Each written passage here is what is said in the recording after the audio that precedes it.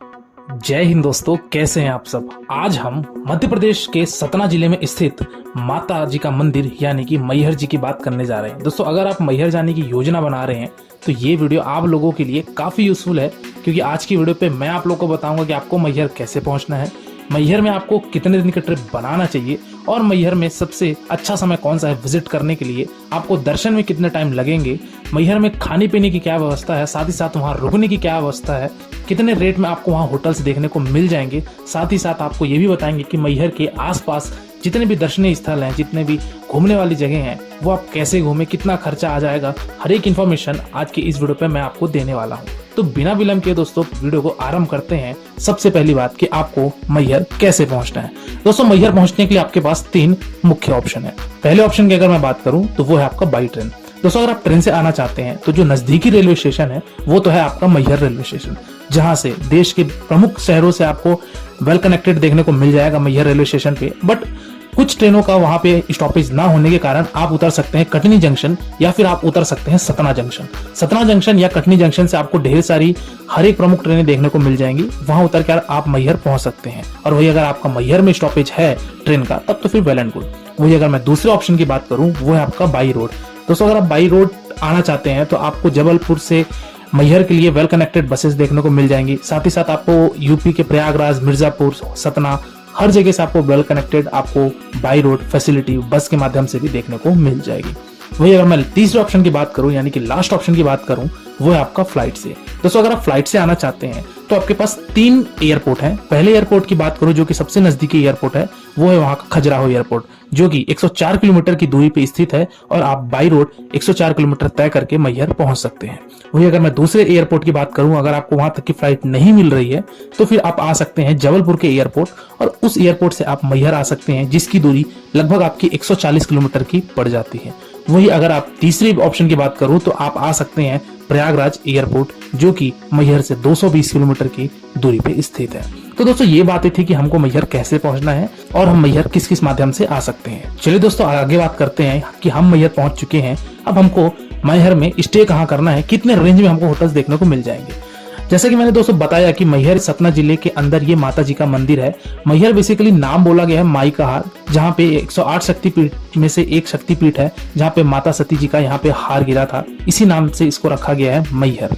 तो दोस्तों, मैहर आपको वहाँ पे एक छोटा सा टाउन है, तो वहाँ पे आपको होटल्स काफी बजट रेट में देखने को मिल जाएंगे। अगर मैं बात करूँ एक आप बजट और चीपेस्ट होटल लेना चाहते हैं तो आपको हार्डली 400-500 रुपए में रूम्स देखने को मिल जाएंगे डबल बेड के, तो वहां आप स्टे बना सकते हैं। वही अगर मैं दूसरे ऑप्शन की बात करूं तो वो है वहां शारदा माता जी का जो ट्रस्ट चलता है, वो ट्रस्ट का भी वहां पे आपको कुछ डॉर्मेट्री सर्विसेज, धर्मशाला देखने को मिल जाएंगी, तो वहां भी आप आकर स्टे कर सकते हैं, जिसका किराया है 200 रुपए, 250 रुपए ये होता है और आप 24 घंटे के लिए वहां अपना विराम ले सकते हैं। वही अगर मैं दोस्तों बात करूं कि वहां पे खाने पीने की क्या व्यवस्था है, तो दोस्तों खाने पीने की व्यवस्था वहां एक तो है आपके पास प्राइवेट होटल्स, जहां पे आपको 70 रुपए 80 रुपए में वेज थाली देखने को मिल जाएगी और आप भर पेट भोजन ग्रहण कर सकते हैं। वही अगर दूसरे ऑप्शन की बात करूं खाने पीने में तो वो है आपका वहां पे चलता है एक लंगर, जो कि माता शारदा जी के ट्रस्ट के द्वारा चलाया जाता है, जहां पे रोपवे की टिकट कटती है। टिकट के बगल में ही वहां पे आपको एक प्रसादालय देखने को मिलेगा, जो कि माता शारदा जी का प्रसादालय है। तो वहां आप 20 रुपए की टोकन कटा के आप वहां भोजन ग्रहण कर सकते हैं। लेकिन इस लंगर की जो टाइमिंग होती है दोस्तों, वो सुबह 11 बजे से लेकर दोपहर के 2 बजे तक की होती है, यानी कि 3 घंटे का ये लंगर चलता है और आप यहाँ भोजन ग्रहण कर सकते हैं।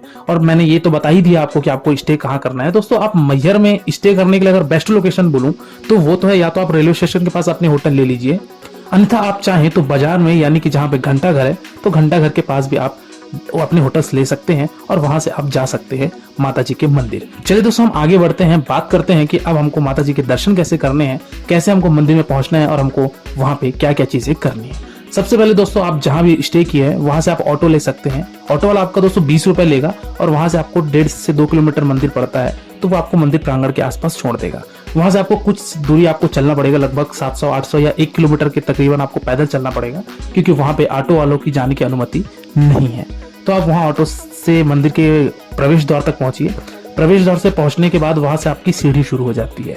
इस माता की चढ़ाई करने के लिए आपको लगभग 1063 सीढ़ियां चढ़ना पड़ेगा और इस सीढ़ियों को चढ़ने के लिए मान के चलिए कि अगर आप आराम से भी चढ़ते हैं तो हार्डली आपको 1 घंटा सवा घंटा या फिर और अगर आराम से करना चाहेंगे तो आप 1.5 घंटे आपको लगेंगे और आप आराम से माता जी के मंदिर प्रांगण तक पहुंच जाएंगे।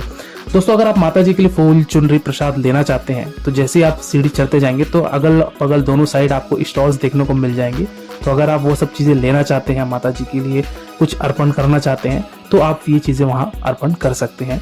आपको ढेर सारे वहाँ फूलों की स्टॉल देखने को मिल जाएगी। चलिए दोस्तों, इसी के साथ ही साथ बात करते हैं कि अगर आप चलने में असमर्थ हैं या फिर अगर आपके साथ कोई बुजुर्ग हैं तो आप इस्तेमाल कर सकते हैं वहाँ का रोपवे। और रोपवे की टिकट जो होती है दोस्तों वो आपकी 120 रुपए होती है पर पर्सन, और आप रोपवे के माध्यम से भी माता के दर्शन कर सकते हैं। तो दोस्तों आप जय माता दी का नारा लगाइए, जय माँ शारदा का नारा लगाते हुए हमको सीढ़ी चढ़ना है। और सीढ़ी चढ़ने के पश्चात आप पहुंचेंगे माता जी के मुख्य द्वार पर। यहाँ पे आप दर्शन कीजिए, यहाँ पे आप मत्थे टेकिए, मनोकामनाएं मांगिए और माता जी के मंदिर परिक्रमा करने के बाद आप मंदिर प्रांगण से बाहर आ जाइए। दोस्तों जैसे मंदिर प्रांगण से आप बाहर आएंगे तो वहाँ पे जो कैंपस है, ज्यादा बड़ा तो कैंपस नहीं है क्योंकि ये मैहर माता जी का मंदिर है, वो आपका 1204 फीट की ऊंचाई पर बना हुआ है।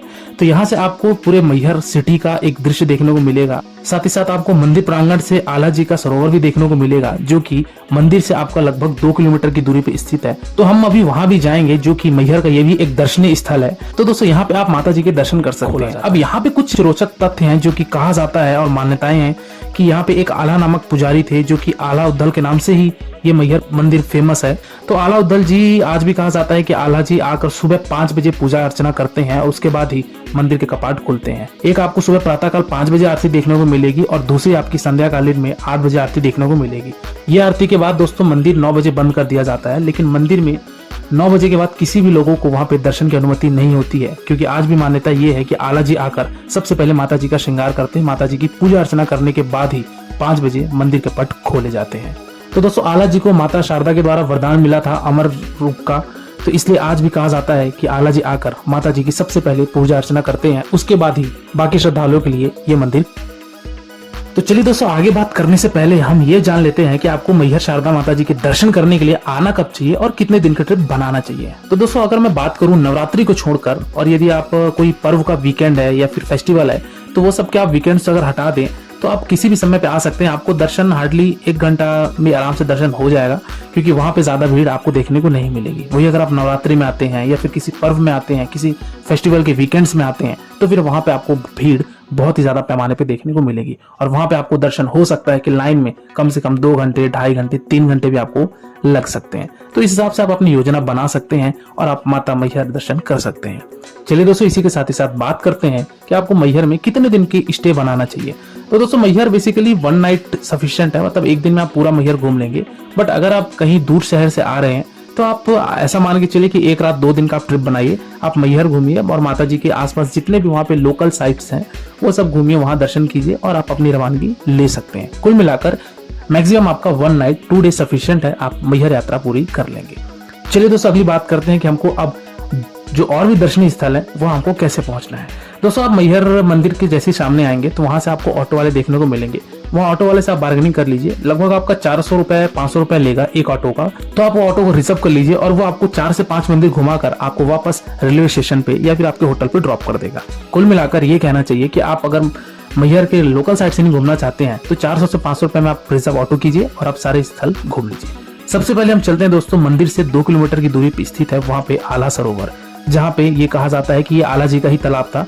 यहीं पे आला जी सवेरे डुबकी लगाने के बाद माता जी की पूजा अर्चना करने जाते हैं मंदिर प्रांगण में।